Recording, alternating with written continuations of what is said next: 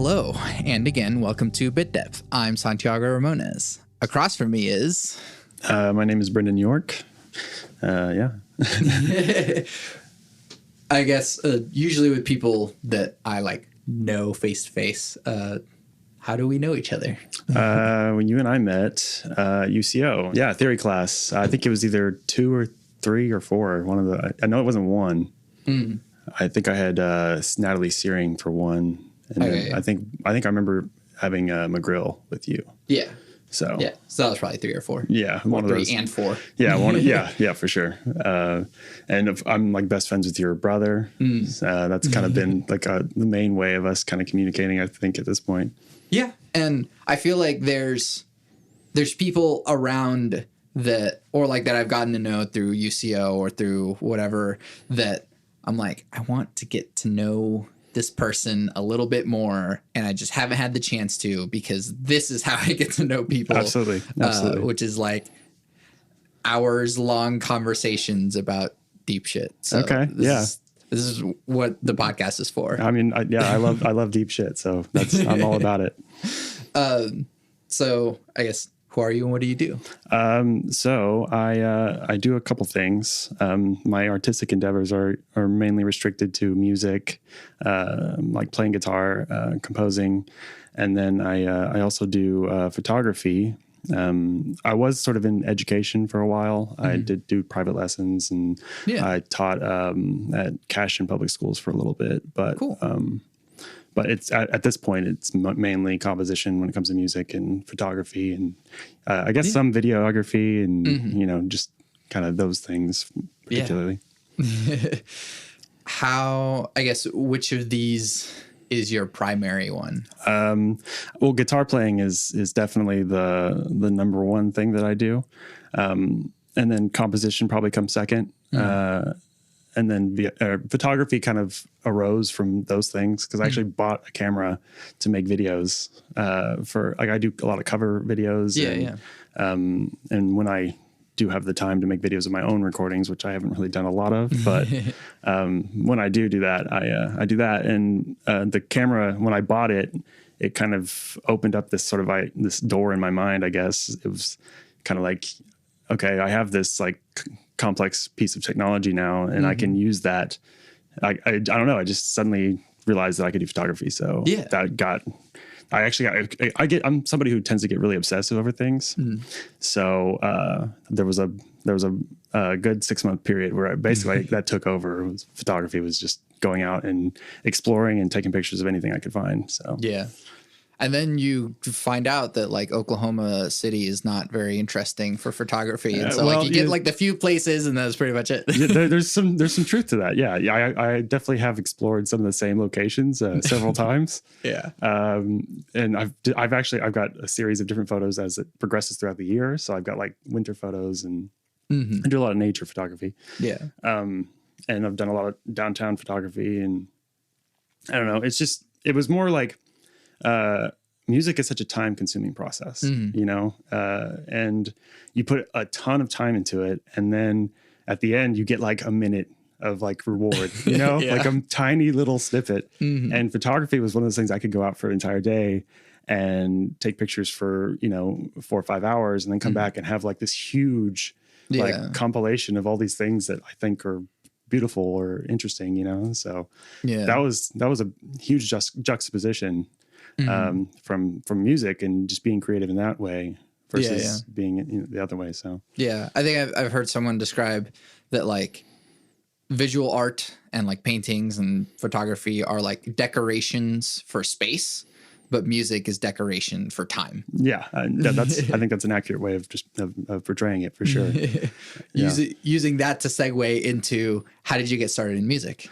Okay, so my father was a guitar player, and he kind of, he exposed me to a lot of music growing up.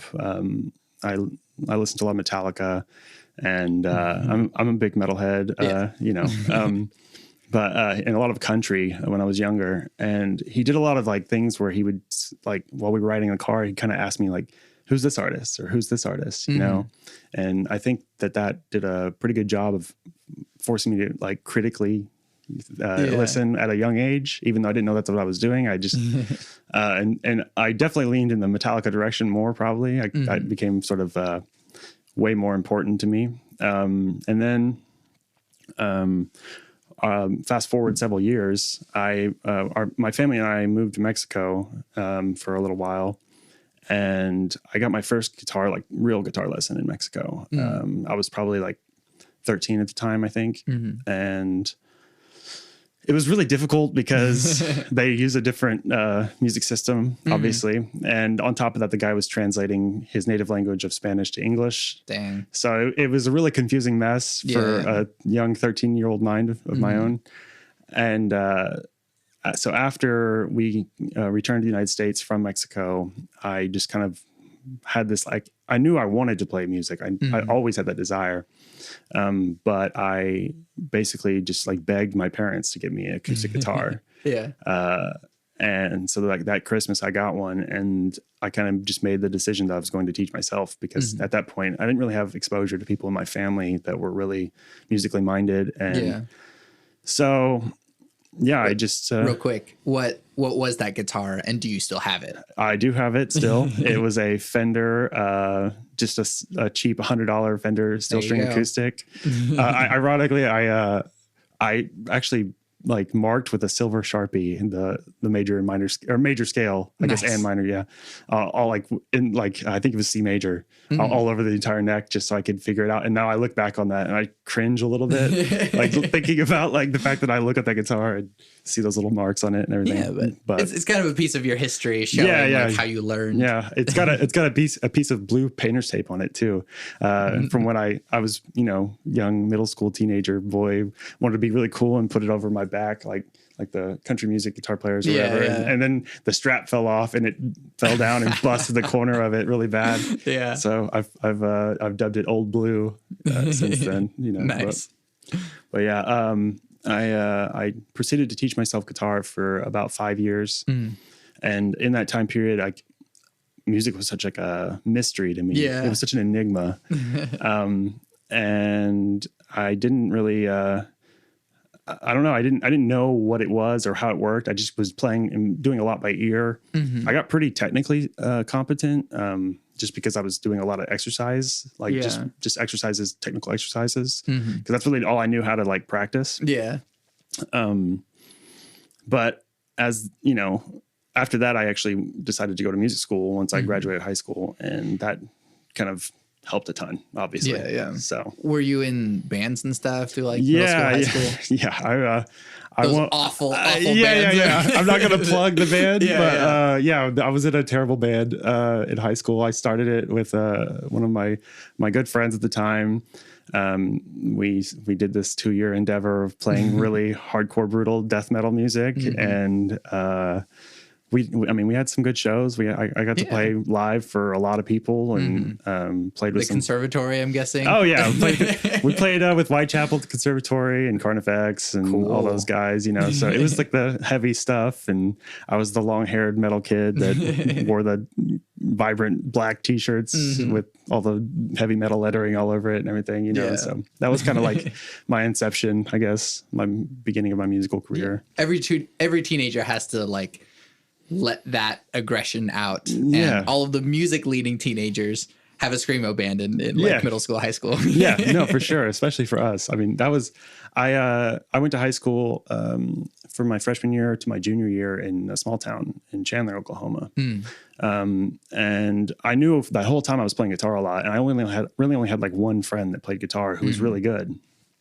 Ty Christie, by the way, great guitar player.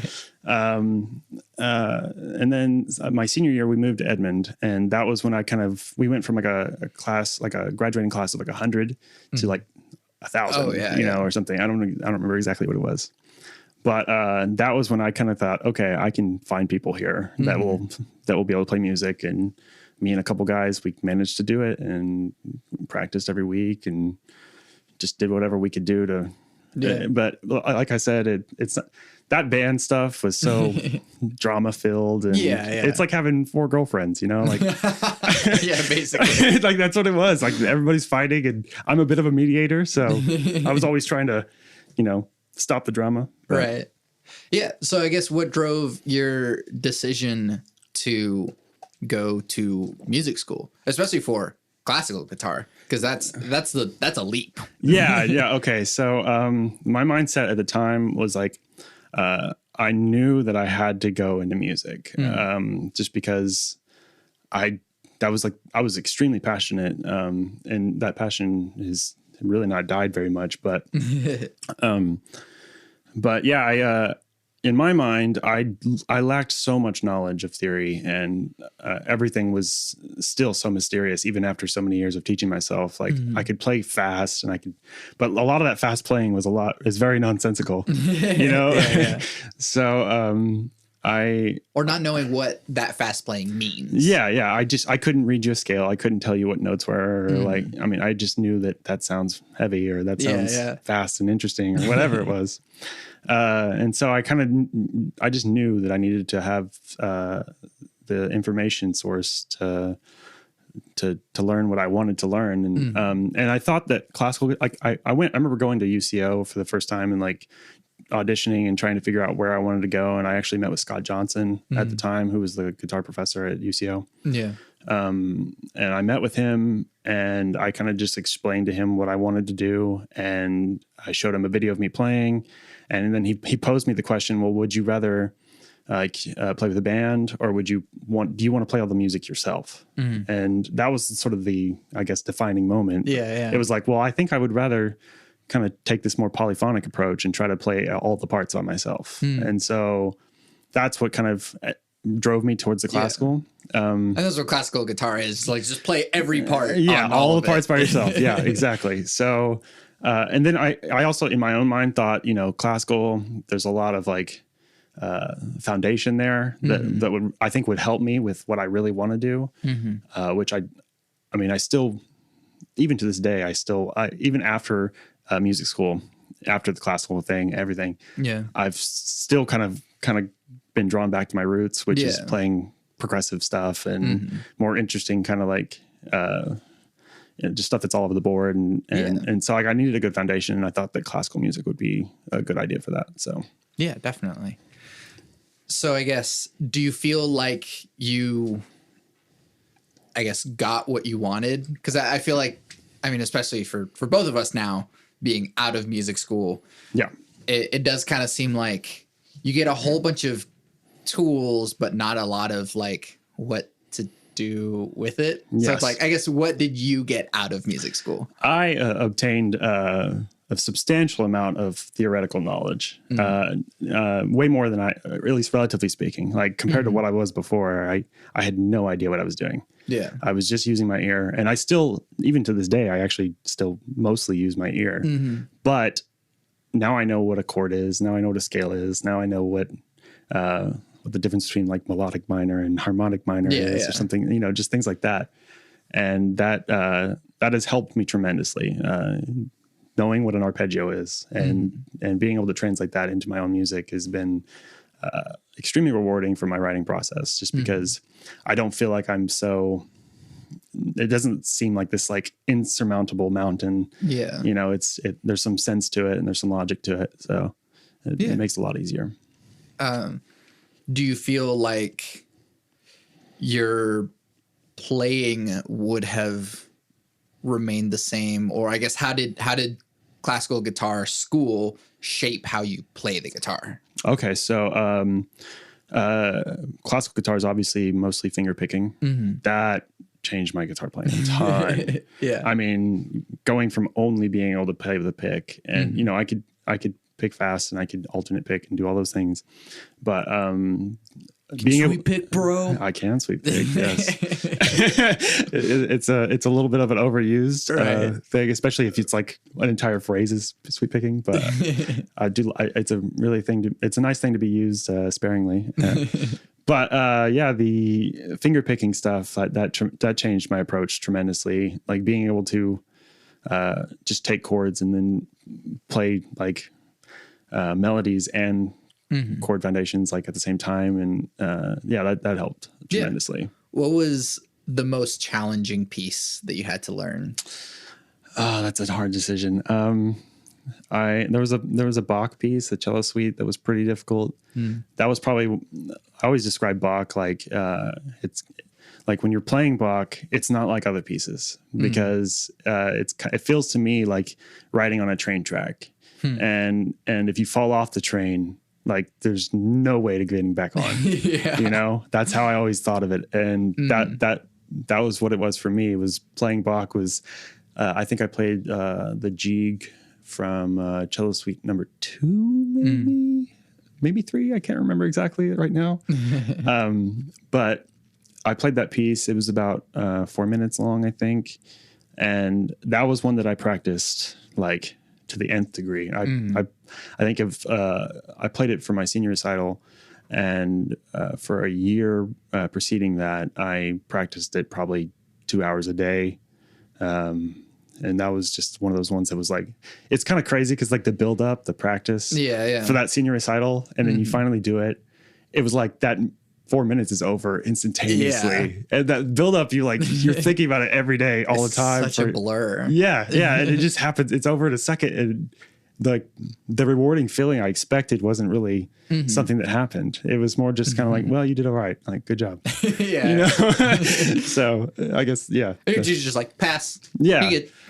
And I was just kind of like, okay, well, I was ecstatic that I didn't mess it up or anything, but yeah, that was one of the harder pieces. There was a tango that I played that was pretty difficult because it was outside of something that I'm used to playing. And there was a lot of like polyrhythmic stuff. It's like in the same hand that you kind of had to do, like 3/2 with like thumb and fingers and stuff like that, which was bizarre to me at the time. Now looking back, it's not that big of a deal. But that Tango in Sky by Roland Diaz, that was a pretty tough one. Yeah, I feel like kind of with guitar, there's also like strangely simple sounding pieces that just wreck you. Oh yeah, absolutely. Especially with classical guitar. What was one? I mean, like Ramones that comes to mind. It's not like crazy difficult. That was one of the first pieces I learned. I actually, this is actually an interesting thing. So I had been in a band and I was used to performing live with my friends and playing on stage by like with a group with a lot of distortion on our guitars. And then I remember we had our first mock recital for classical guitar, and it was the first piece that I learned for classical guitar. I can't even remember the name at all. Yeah, it doesn't matter.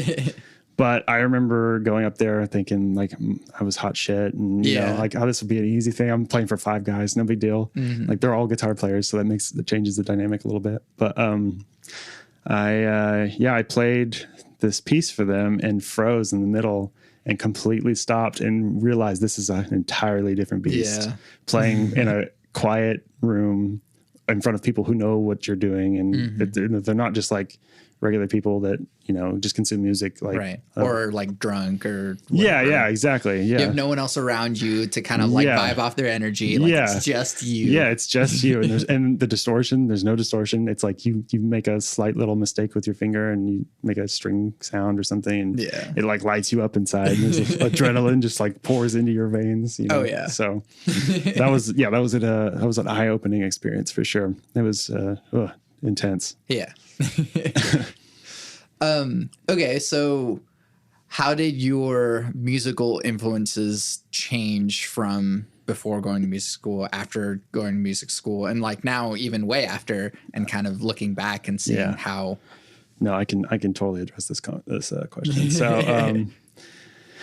So, I before music school, I was very much like single-minded in my like what I consumed. I was just I loved the heaviest of the heaviest, tech death, like brutal, you know, stuff. Basically, it was really, and a lot of that was just because I got that feeling from it, you know, that angsty kind of like kind of feeling. And then my first year of college was actually at ACM. And I did performance guitar there. And they kind of began to explain like scales to us and like modes and all these things. And I had this sort of epiphany from going from my young brain who looked at music like this big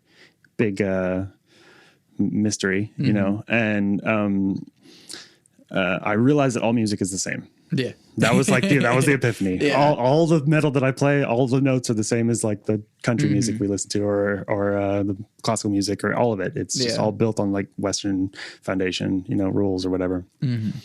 And so when I made that realization, my perspective changed completely. I basically became open to everything. Yeah. And anything was cool if it was cool, kind of a deal. So, yeah. So looking back now, like I just wanted the heaviest of the heaviest. Now it's more like, what color can you draw forth? Like what, I mean, music is such like a visceral experience. Not, you know, I like lyrics and stuff, but I'm definitely more like into instrumental music. Yeah. Because it sort of paints a picture, and like the two aren't mutually exclusive, but so anything that can really draw forth that color that I'm looking for, that's, I mean, I was into those heavy death metal bands for a long time, and now I listen to, like, I mean, you and I've talked about this before, but I love Jacob Collier. If anybody hasn't ever heard of him, check him out. But, and then I don't really consume metal as much these days. I still have like a few bands that I really get into, like Meshuggah and Between the Buried and Me. But I do consume way more like jazz stuff and electronic stuff and just, I mean, it's all mostly guitar oriented, but I guess that does kind of, what is your relationship with other instruments outside of guitar? Okay. So, I think piano is probably the greatest instrument. Like, you know, I love guitar, but guitar is kind of like a Rubik's Cube, and it's not really logically laid out in a way that makes sense like from the get go. Yeah. Piano, it's like straightforward as it gets. Push button, get note. Yeah. Push button, get note. There's no calluses. There's no developing like the ability to play a scale. It's just like, you just play it right off the bat. And there's not like two of the same note on the instrument. Like you can't play like I could play a C4 in like, you know, a couple different locations or whatever on the guitar. But like, and then honestly, like I always thought that the most like the biggest, grandest instruments were always the greatest, right? So like pipe organ and like big choirs was like, oh, that was that was way too intense for my brain at times, you know, like, oh my gosh. And I think that probably alludes to why I like Jacob Collier so much, is because he's essentially a one-man choir. You know, that's the harmony that you get in the overtones and everything. It's just, it's mind blowing. So And okay, so after kind of going off of the deep end in musical complexity, is there such a thing as bad music? No, I don't think so. I mean, you can say that music's like, it's been done before, and you can say that music's like, you can say music's unappealing, you know, or that it's jarring, or that it's like, you know, it can be what's the word? It can push you away from it, I guess, but that doesn't mean it's inherently bad. Just like, because it's so subjective, and you know, even like something that is made to be purposefully bad could still be like seen as like interesting. And I think like the like I always sought out not even like good music. I always thought that like the best way to describe what I was looking for was interesting music. Because interest is a much more accurate way of portraying it. Just because like some of the best music I've ever found in my life, I did not immediately appreciate. You know, I definitely, it took some effort to like it, but when I did, it was like the most rewarding feeling once you actually get to that point, once you overcome that mountain and kind of begin to appreciate it. That was the best. So absolutely. And then the other kind of usual question is, do you separate art from the artist? I think you have to some degree. Sometimes it's hard. in a positive and negative way, because there are artists who are like you think are really great people, and that makes you like their music more. And there are artists who think they may not be so great of a person, but you still appreciate like their work. And like, I mean, someone who I wholeheartedly appreciate who has not been given such good press is Michael Jackson. You know, I mean, I went through a phase where I was obsessed with his music. And then, you know, I mean, I can't draw forth a ton of examples, but I mean, like Jacob Collier comes up again because it's hard to separate like who he is as a person and like what he's capable of from like even some of his like creations that I may not find like all that interesting. Cause it's like, I know the brain behind who's creating that. So it's, I almost want to appreciate it. I don't know if that's biased. Even if you're not as interested in it. Yeah. I don't know if that's bias or if that's just, I don't know, but it's hard not to like a song by him, and I hate to harp on this guy so much, but it's freaking good music. It is. It's unreal. Yeah, for sure. Yeah.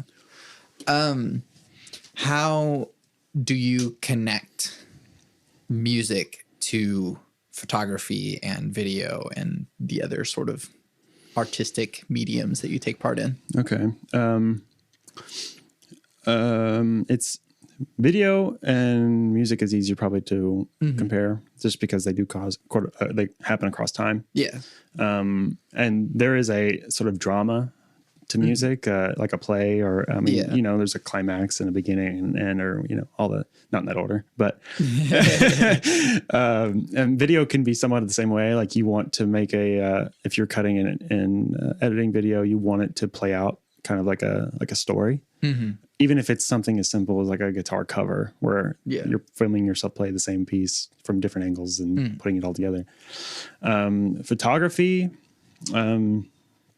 is really weird because I would go out and anything that caught my eye was something that I would just explore. And because of its immediate reward, like you can basically just take a picture of something, edit it a little bit, and it could be really pretty.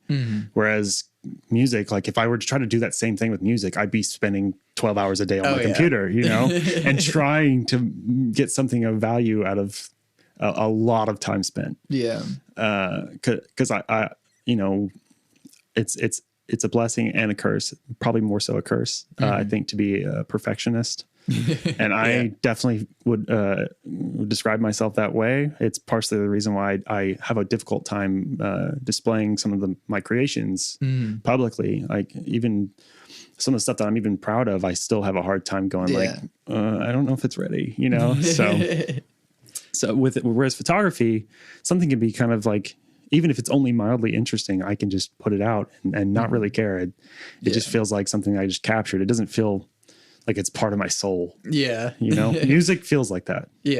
You've also like spent a smaller fraction of your life dedicated to photography. That's very true. Very true. Yes. That's music feels deeply personal. And anything that I display to the world is almost like an overwhelming, like, when I do it, it's overwhelming. You know, because I don't know how to react to that, what the response is, or because it's when I write music, I'm not considering anybody else, and so it's like, what do I find interesting and what I think is pretty and what's inspiring me right now, and that's all me. You know, and there's not, I don't really collaborate with a lot of people. So, so yeah, that's an overwhelming kind of thing to try to put out there, I guess. With composition, I guess, I don't know. It's a weird thing for me, 'cause like I'm primarily a composer. And so like the separation between like performer and composer is very distinct. Oh yeah, that's a huge difference. Huge difference. So I guess like how is that separation distinct or not for you? When I'm composing, the performance aspect is almost not even something you consider. I think it would be a hindrance if you did consider it like from the get go. Like, can I play this? Yeah. And you could do a lot with a DAW. So I try to, like, if I'm going to write something like a solo, there's a process that goes into that.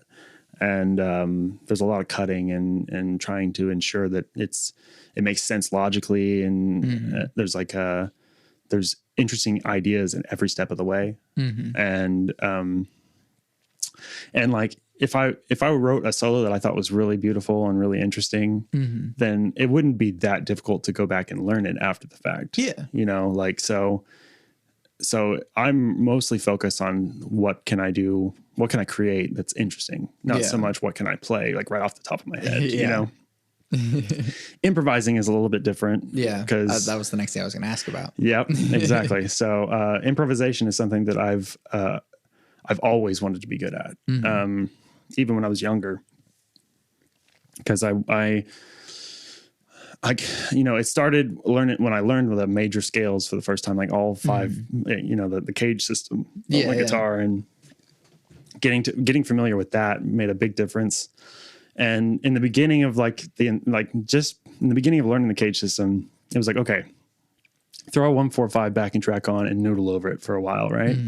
And that's what I would do to improvise. And like in my mind, it was like, oh, this sounds cool. Like, I've never done this before, because everything sounds like it fits, you know?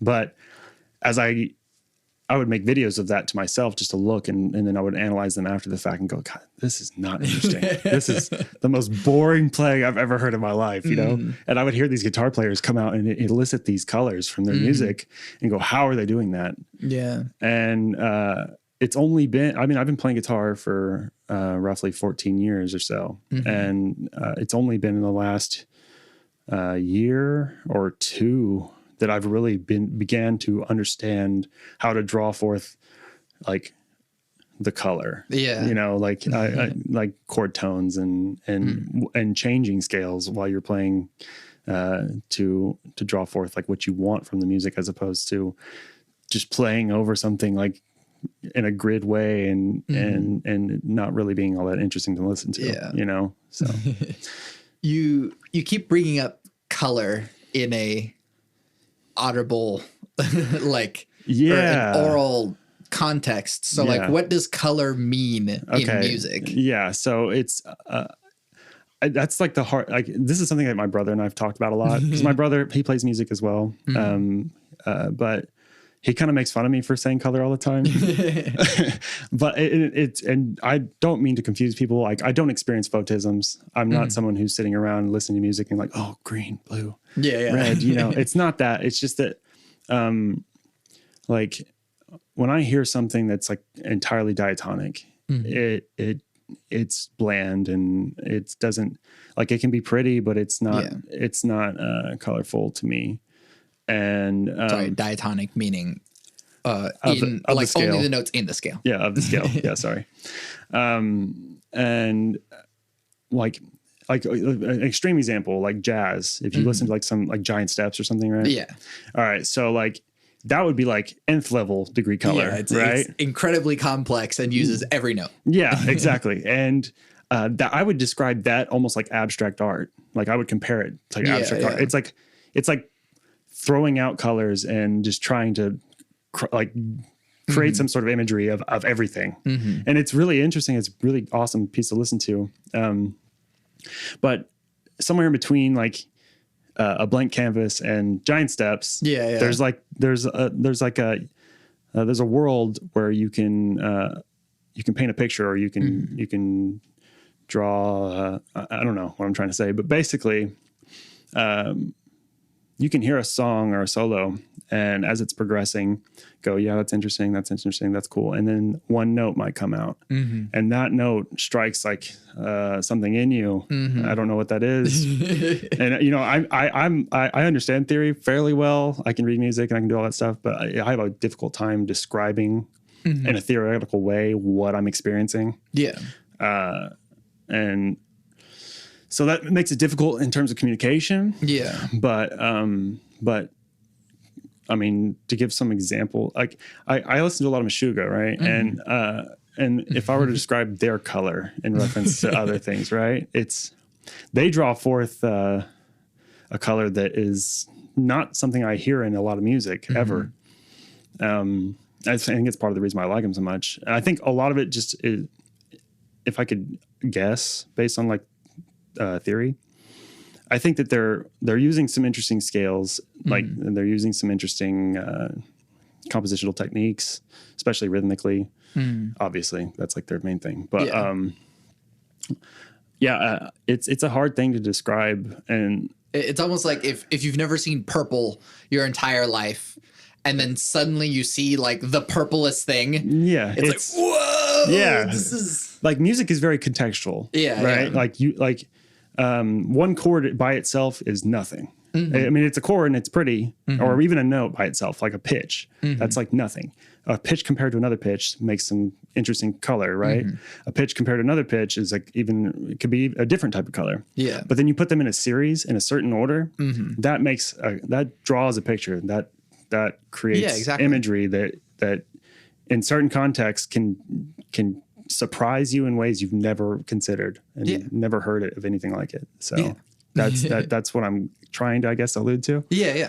So last one on this front, and then we'll get to the hard questions. Oh, okay. What advice do you have for people that are first starting out in music or even just creative endeavors in general? However you want to give the advice.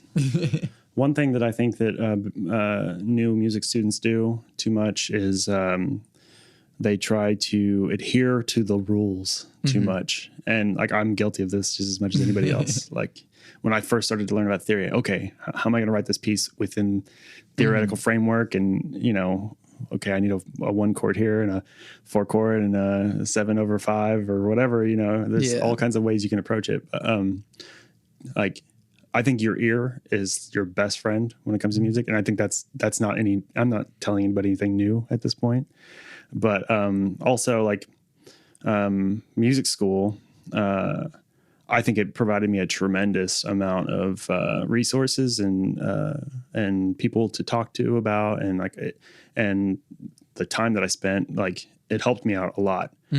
But looking back, I don't know if I needed to spend the money to do it, you know, man. Looking back, I'm like, man, I don't know if I needed to spend that money to go to music school. Cause I'm not doing a music oriented job, exactly. I was going to be a teacher, but teachers are not, it's not like compensated very well, so yeah, I mean, I was a teacher for a while, and that's just, especially here in Oklahoma, I have a hard time with that. So yeah, maybe there's a way to gather all of the tools necessary without having to pay an institution a large amount of money. Yeah. I mean, if you're resourceful enough, the internet is there. Yeah.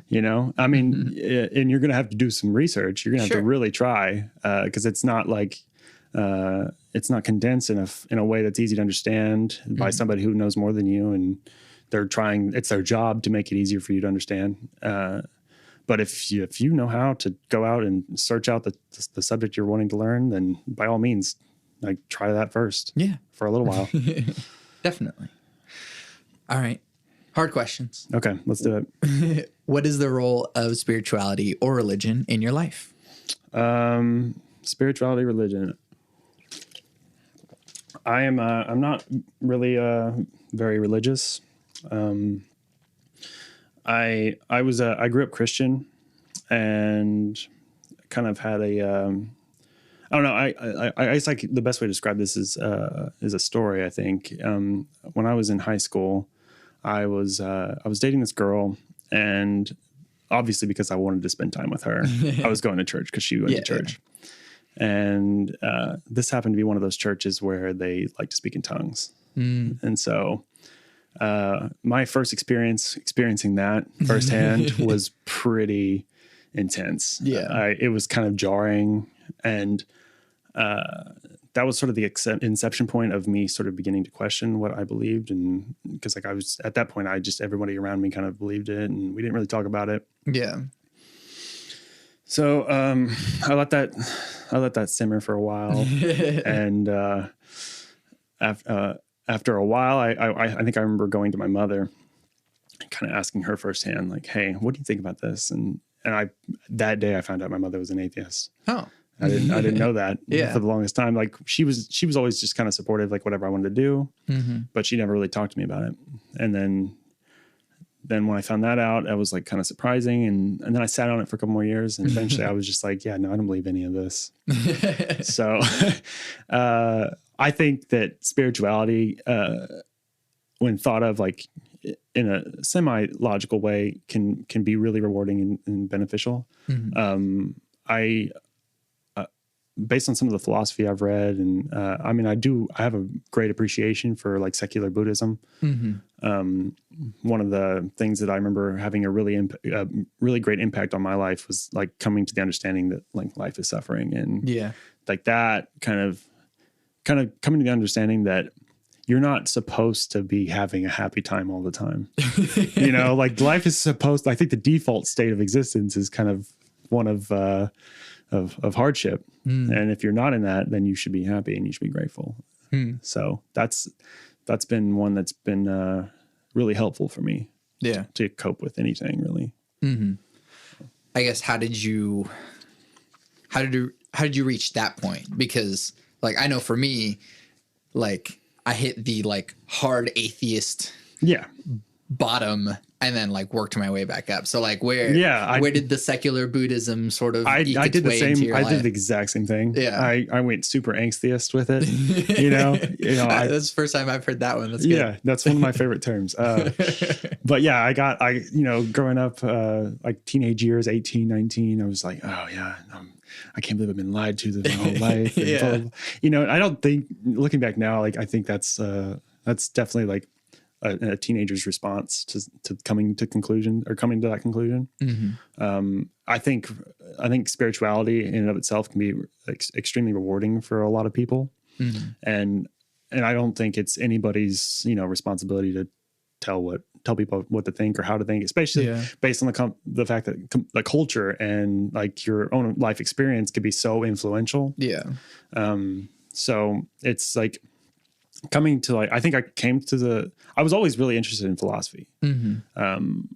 Like growing up, my mom pushed that on me a lot, and I read a lot of books, and any sort of like hardship I may have experienced, that was kind of like my route to trying to figure it out, was maybe read some books on some philosophers or something. Yeah. And when at a certain moment in my life when I was going through some really hardcore like suffering, I sought out Buddhism and meditation as a way of maybe escaping it, and getting to the point where I sort of, once I read that thing, like life is suffering, like, I don't know, maybe that was another epiphany. Maybe that was a defining moment where it totally changed the way I thought about things. And I think it tremendously helped me. In fact, now I see people, friends and family, and who don't understand that like innately, and they have a hard time dealing with some of either the life decisions they made or some of the harder things that they're enduring, and they almost see it like the world is putting it upon them, like it's, and if they just understood that simple fact, that it would be a lot easier to sort of surmount that difficult experience. So. What is your definition of God? Yeah, I don't. that's a cool one. Let me think about that. Like I've defined God in my own ways, in some ways, as time has progressed. I definitely don't think it's a person or a like an entity. I think it would seem to me like it's an idea.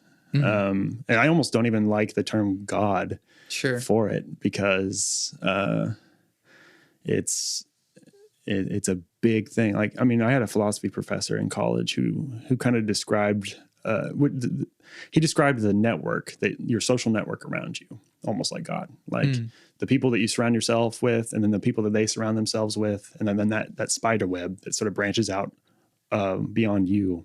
Yeah. As like, that's a form of God, or, so, I don't believe in sort of any divine intervention or anything like that. And God, whether it is a real thing or not, whether this is like a totally void universe of any sort of anything like that, or if it's there, or if there is something like that, I'm not sure. But,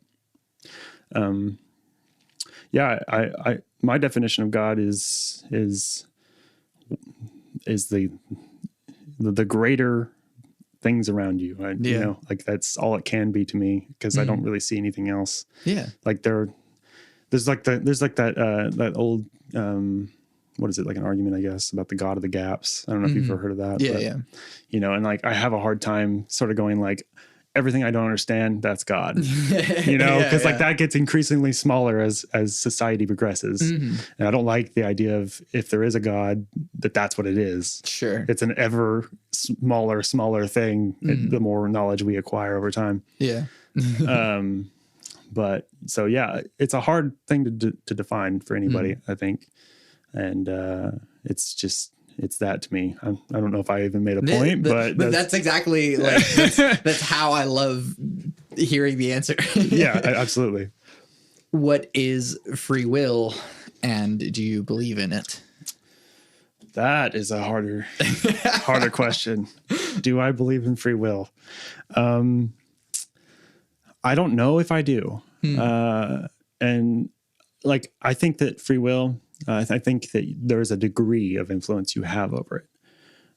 But I don't think that free will is something that we all have 100% control of.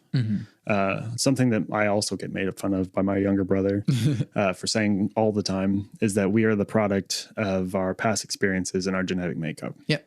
I say that constantly. So you heard it here first. No, I'm kidding. I've said that a lot on the podcast anyway. So yeah. Cool. Yeah. So you did hear it here first from him. But no. So if that is the case, it's hard to believe that some people who have schizophrenia or people who can't control their basic urges, or it's hard to believe that they're doing that willfully. Like, I mean, schizophrenia is a really good example, because it's like, there's nobody trying to hear voices, you know, and they're obviously influenced by that aspect of their biochemistry and their brain chemistry. So, I also think of motivation as a really good thing to think about, because where does motivation come from? Yeah. And in my own life, when I haven't been motivated to do what I wanted to do, whether like when it comes to composing or playing music, there have been times in my life where I felt completely demotivated to do it. And I felt like it was just this thing. I do not want to do this. Yeah. So to what degree do I have the control over my motivation? You know, if I want to be playing music, if I want to be doing it, but I just have no desire to do it, then you almost have to rely on discipline at that point. And if you don't have discipline, then you're kind of just hoping that your brain will tell you that you want to do it today, you know? So that was, my struggle with motivation was a really, kind of eye-opening, I think, experience for me in terms of what free will is and like what you how you have control over it. Yeah. So, yeah. What happens when we die? No, that's fine. Your guess is as good as mine. I don't think anybody knows. There's no way anybody knows. And if anybody tells you they do know, they're lying to you. Even if people say like, oh yeah, I had a near-death experience, like anecdotal evidence isn't all that great of a resource to. Let it be known that I am right now altering the question to say, what do you think happens when we die? Okay, there we go. That works. Go ahead. So what do I think happens when we die? I would say my bet is that it all kind of ends. That's I have no clue. And life after death doesn't seem to make a lot of sense when we see our loved ones, in their caskets, or maybe it is, maybe it isn't. I have no clue, but I do believe that you should live a way that that is good to your fellow humans, and not even just in case, but because like I think that's an argument too. Is like, well, live this way, live to be good, just in case. Pascal's wager. Exactly. Yeah, I was just about to say that, but I think that's kind of a shitty way of thinking about it. Fear of hell is not a good reason to make you a good person. Yeah, no, I think being a good person should just make you feel good. And so that in and of itself should be enough motivation to pursue it. Which is actually the next question. How do you determine what good behavior is? That's relative, right? that's very relative. So if you think what you think is good is not what everybody thinks is good. And so all you can do is roll the dice and hope that what you're doing is in accordance with whatever might potentially be the greater powers. Sure. Yeah. So, I mean, me personally, I think that anything that makes me feel good is within reason. Like innately feel good. I don't know if that's a good way to put it, but like I think when you're doing something bad. I think when you're doing something good. And heroin seems pretty great. Exactly. Yeah, exactly. See, like that's a great example. So personally, I would never do heroin, and it would probably make me feel amazing. But for the short term, and I think I have enough sense to know that will not lead down a path of good. It wouldn't benefit my family. It wouldn't benefit me. It would be very much an immediate reward.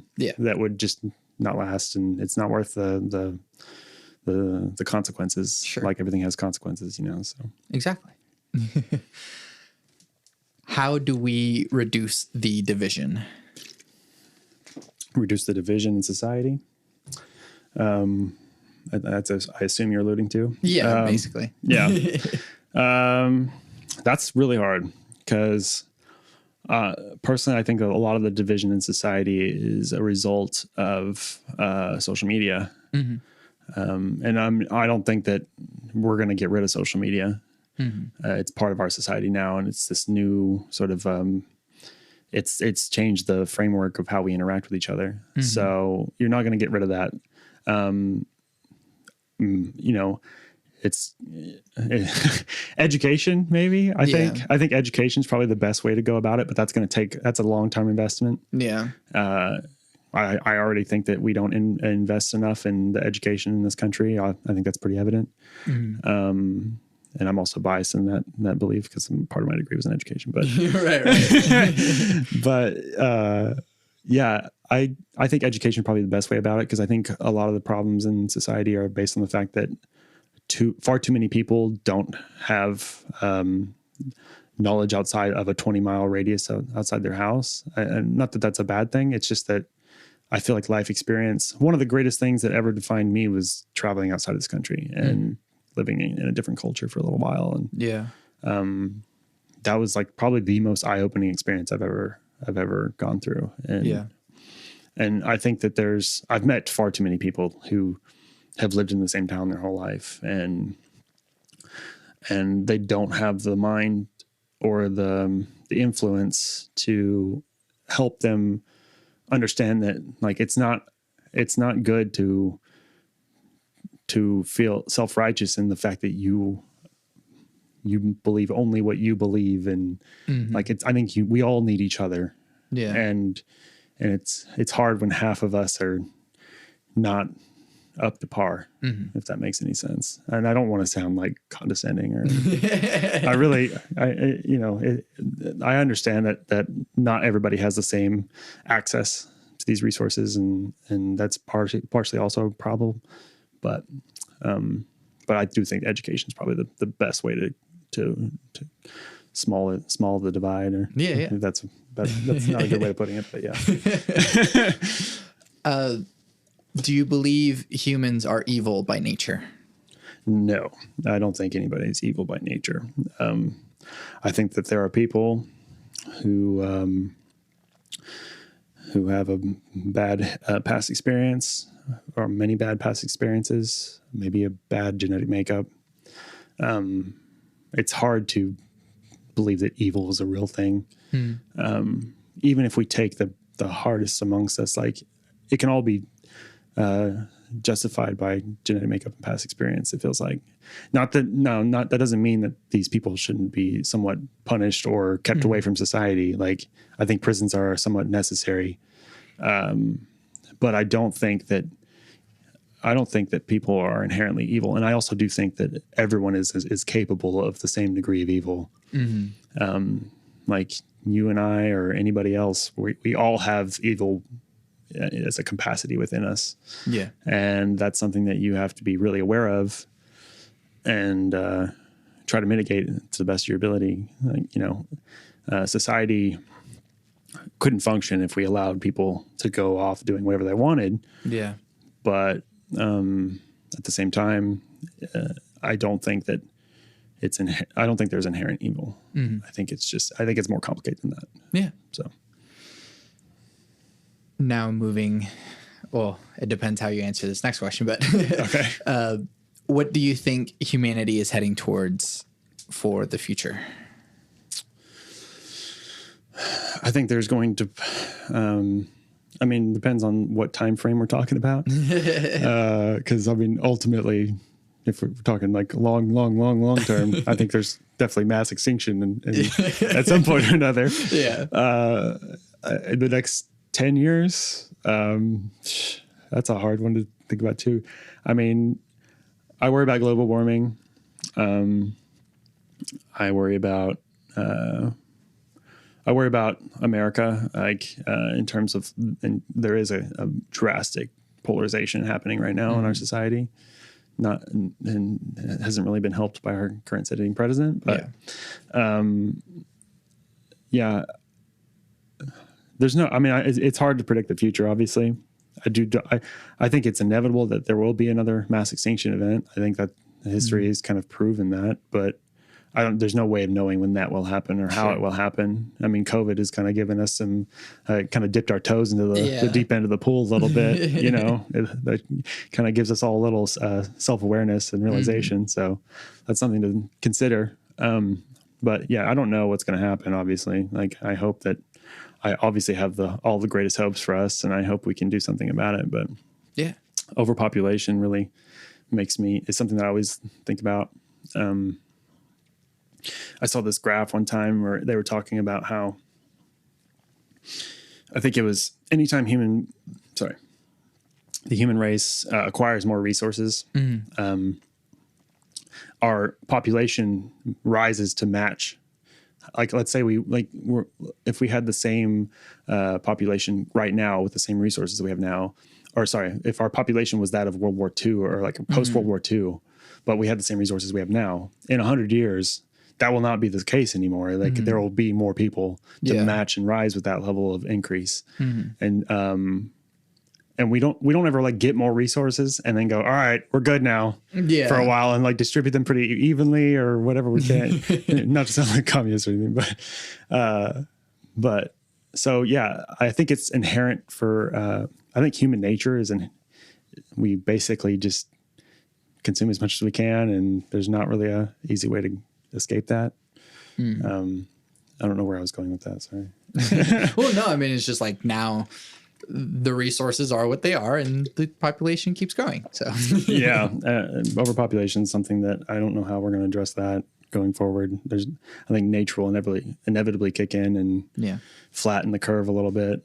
So a different usage of the term flatten the curve than you've heard lately. yeah, that's not really a very optimistic one, but I think it's realistic. Yeah. Well, then, speaking of optimism, what are you optimistic about for our future? What am I optimistic about? I definitely tend to be. I consider myself, I don't know if it's true, but I consider myself more a realist. But I am optimistic about the fact that that it would seem Joe Biden might be our next president. That's, I'm not so much that I'm like wholeheartedly for Joe Biden, but because I don't like the fact that I don't like Trump, and I don't think that he's, I can't really speak so much about his policy making, but I can speak to his demeanor and the way he's treated people and the way he's created this divide, and it's very much based in narcissism. And so I'm happy that was a very elated moment for me, I guess. So that's something that I'm positive thinking about going forward. And yeah, I want things to go well, but who knows? Yeah. What makes you content? Oh, that's a great question. I think that's what you should always strive for. Contentedness is like, that's happiness. 'Cause like the highs are fleeting and the lows are not fun, So, when I am content, when I feel happy, and if I don't need a lot to feel content, to be honest. If I have a bed to sleep in, and people that I get to interact, that I feel loved by, and I get to express myself. I don't really need a lot of materialistic stuff, other than like the basic necessities to do that which makes me happy, like play guitar, and I like a good meal every now and then. So that's but I think that's natural. I think feeling loved and having people that you treasure around you, and just somewhere to feel comfortable. That all that stuff makes me feel really content. And that's, if I'm not going through like a really hardcore hardship in life, then that is like, I'm ecstatic. That's my heaven right there. Awesome. When will you be satisfied? Man, when will I be satisfied? I don't have like this devouring, all engrossing sort of like sensation to not feel satisfied. And I think this alludes back to what I was just saying, which that I do generally feel fairly content. Now, I would feel more satisfied if I were able to put together like a really epic project, like artistic project. That would be very satisfying for me, to kind of place my mark in the ground in some ways, like artistically. Yeah.